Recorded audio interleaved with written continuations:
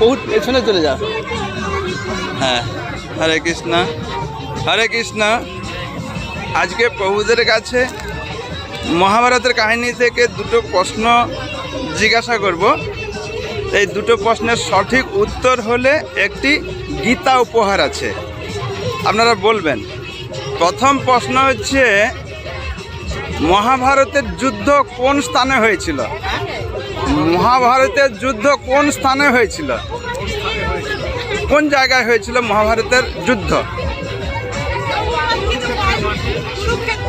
সঠিক উত্তর, দুজনেই সঠিক উত্তর দিয়েছেন।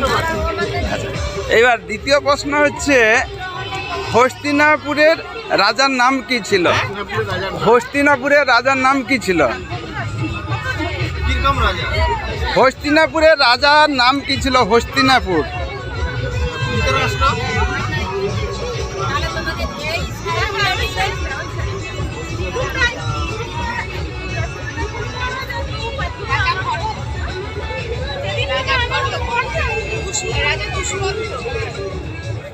শান্তনু মহারাজ।